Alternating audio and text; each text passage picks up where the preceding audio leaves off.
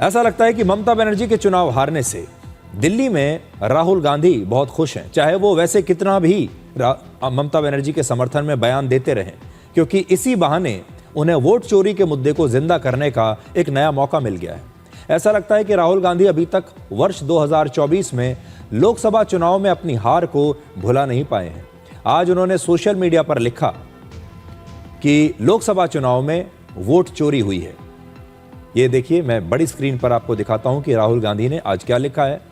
Vote चोरी से कभी सीटें चुराई जाती हैं, कभी पूरी सरकार। लोकसभा के 240 बीजेपी सांसदों में से मोटे तौर पर हर छठा सांसद वोट चोरी से जीता है, ऐसा उन्होंने लिखा है। लेकिन राहुल गांधी के इस वोट चोरी के आरोप में बहुत बड़ी मिलावट है और वो वोट चोरी पर बहुत ही सिलेक्टिव सियासत करते हैं।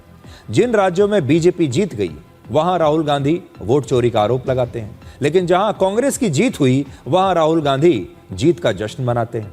ममता बनर्जी की हार से राहुल गांधी को असल में दो बड़े फायदे हुए हैं।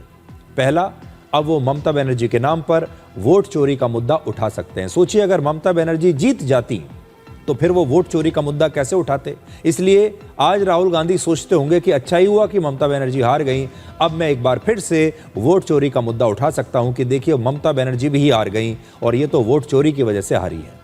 इसलिए राहुल गांधी का ये जो मनपसंद मुद्दा है, अब ये ममता बनर्जी के कंधे पर बंदूक रखकर अब गोली चलाएंगे। और दूसरा, ममता बनर्जी की हार के बाद अब विपक्ष में ममता बनर्जी की जो चुनौती थी नंबर 1 नेता बनने की, वो चुनौती खत्म हो गई है। क्योंकि अगर ममता बनर्जी जीत जाती तो वो विपक्ष की सबसे बड़ी नेता इस बार तो बन ही जाती और वर्ष 2029 के अगले लोकसभा चुनाव में वो शायद विपक्षी दलों की पहली पसंद होती। राहुल गांधी की जगह उनका चेहरा पोस्टर पर लगता। इसलिए अब राहुल गांधी को ऐसा लग रहा है कि उनके पास एक बहुत सुनहरा मौका है।